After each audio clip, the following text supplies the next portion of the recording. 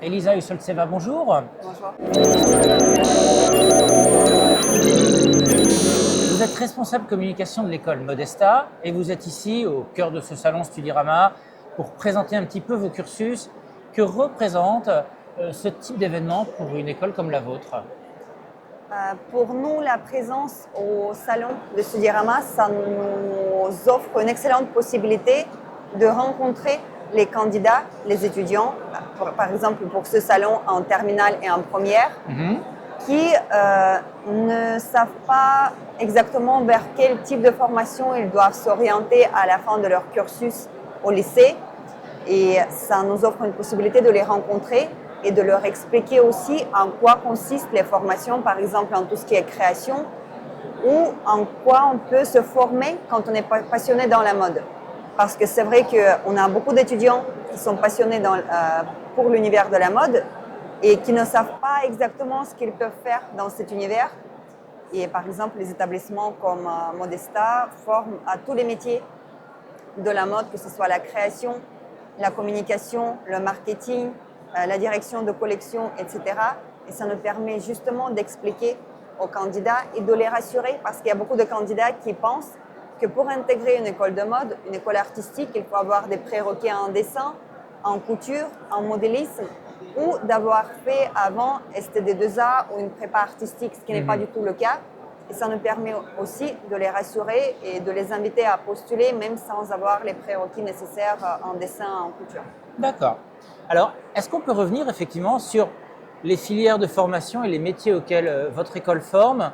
Une école qui, je crois, est spécialisée dans la création et dans tout ce qui l'accompagne finalement, le management, la commercialisation et ces secteurs-là. Oui. Donc pour Modesta, c'est une école qui existe depuis plus de 30 ans et on est leader de l'alternance pour les métiers de la mode. Et quel que soit le métier, tant que l'étudiant est passionné par l'univers de la mode, on forme à tous les métiers.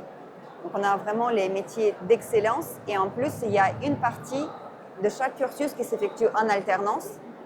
Et l'alternance aujourd'hui, c'est le synonyme des excellents taux d'insertion professionnelle. Et même pour les métiers de la mode, c'est devenu indispensable.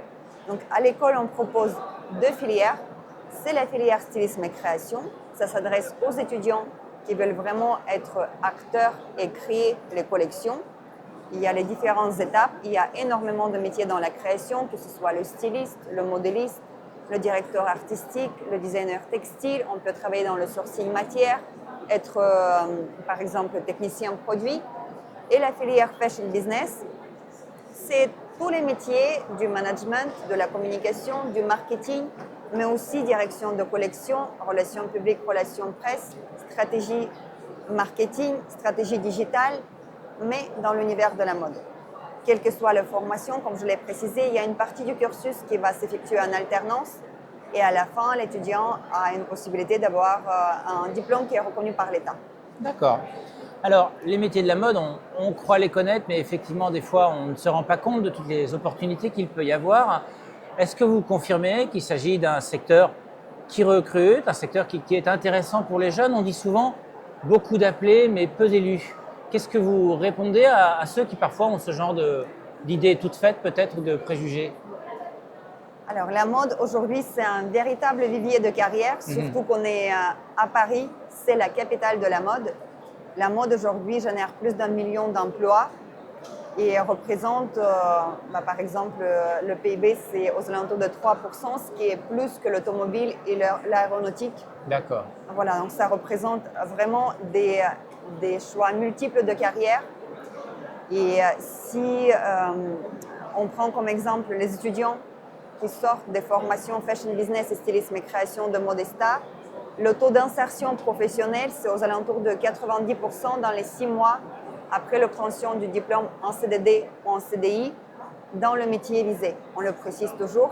Donc, c'est aussi, entre autres, grâce à la qualité des formations, mais aussi grâce à l'alternance, qui est vraiment un synonyme de l'insertion professionnelle aujourd'hui. Donc, les étudiants, à la sortie des formations, il y en a beaucoup qui sont recrutés directement à la sortie ou même avant l'obtention du diplôme. Parce que le fait d'être en alternance aujourd'hui, ça permet à l'entreprise de former l'étudiant à sa méthode et vraiment d'avoir un collaborateur de confiance depuis 1 année ou 2 ans. Bien évidemment, quand ça se passe bien, l'entreprise a tout l'intérêt de garder l'étudiant et de lui proposer un contrat. Donc, on a énormément d'étudiants à qui l'entreprise propose de rester après leur alternance. D'accord. Alors, vous évoquez l'alternance, effectivement, ça fait partie des liens, j'imagine, que l'école entretient avec le milieu professionnel et qui sont très importants pour proposer des formations adaptées. Vous êtes en contact quotidien, je suppose, avec les acteurs du secteur, les professionnels et les entreprises. Oui, l'avantage de l'école, c'est que l'école a été créée il y a 30 ans et dès la première année, il y avait cette vision stratégique de l'alternance. Donc, dès la première année de la création, l'école existe en alternance. Ouais. Ça nous a permis au fil des années de créer le réseau des entreprises partenaires vraiment varié. On a plus de 400 entreprises partenaires dans le réseau. On couvre tous les univers. On travaille avec les maisons du luxe, avec les artisans, vraiment, on couvre tous les univers, hommes, femmes, enfants.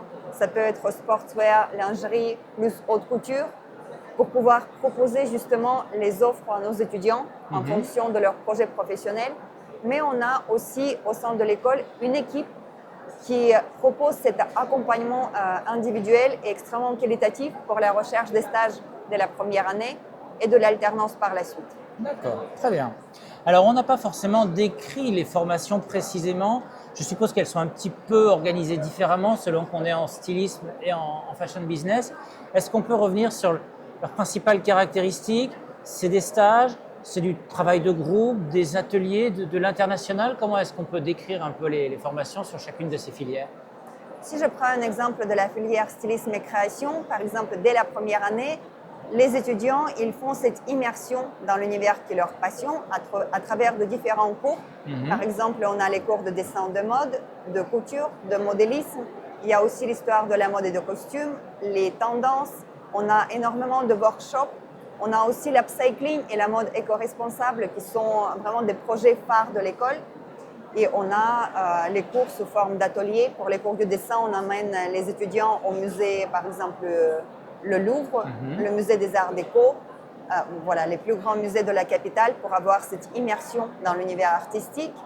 Par rapport au cours tout ce qui est fabrication, modélisme, couture, dès la première année, les étudiants peuvent créer déjà une tenue qui est sélectionnée pour le défilé annuel de l'école.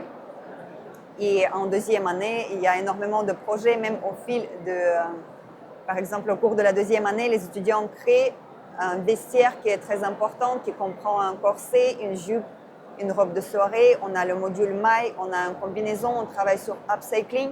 Donc, il y a énormément de créations et c'est les ateliers au fil des années. Il y a les intervenants professionnels qui enseignent à l'école. Ça nous permet aussi d'avoir ce partage d'une réelle expérience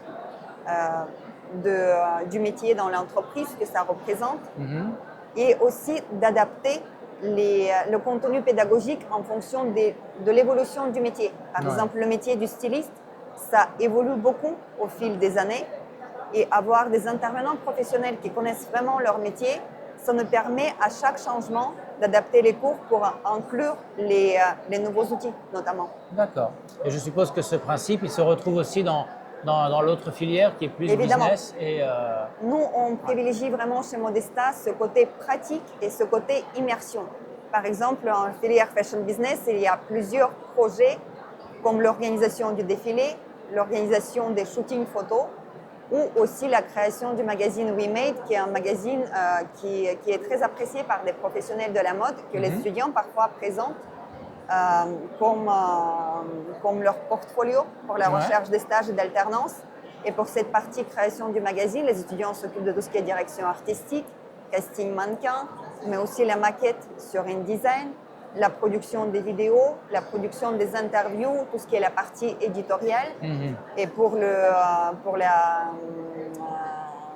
tout ce qui est défilé, les étudiants, ils encadrent vraiment, ils gèrent toutes les parties, ce qui leur permet de découvrir en quoi consiste ce métier de l'événementiel.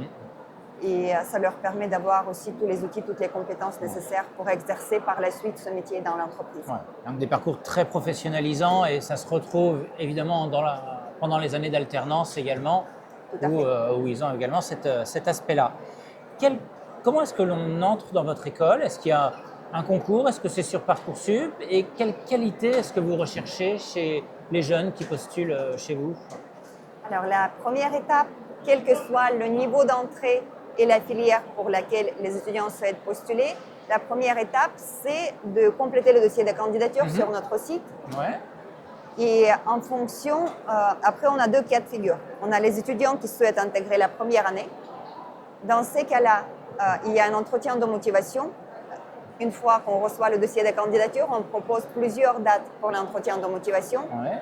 Le but de cet entretien, c'est de rencontrer et de connaître l'univers artistique de chaque étudiant, de son univers, de sa passion pour la mode. On précise qu'on ne demande pas pour la filière stylisme et création les prérequis en dessin en couture. D'accord. On est là pour apprendre aux étudiants vraiment les bases et aussi toutes les compétences nécessaires pour exercer le métier. En revanche, ce qu'on va attendre de la part de l'étudiant, c'est d'avoir cette passion et d'avoir cette curiosité et l'intérêt pour l'univers de la mode. Pour nous, c'est important parce qu'on est vraiment dans les métiers de passion.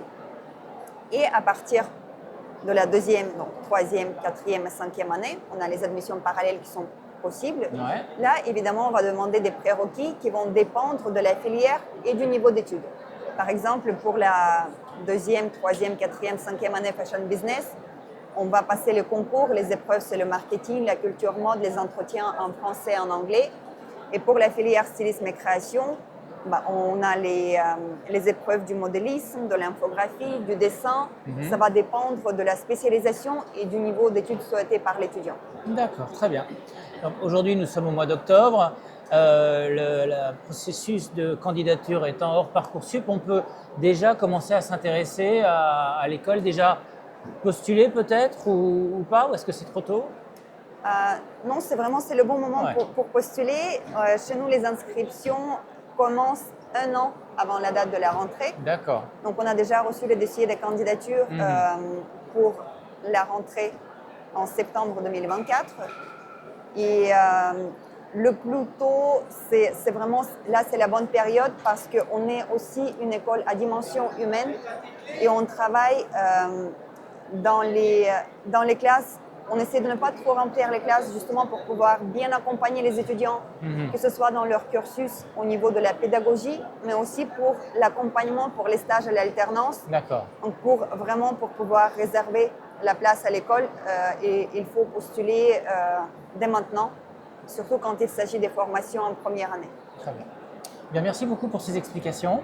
Merci à vous. Je vous souhaite un très bon salon. Merci à vous. À vous également.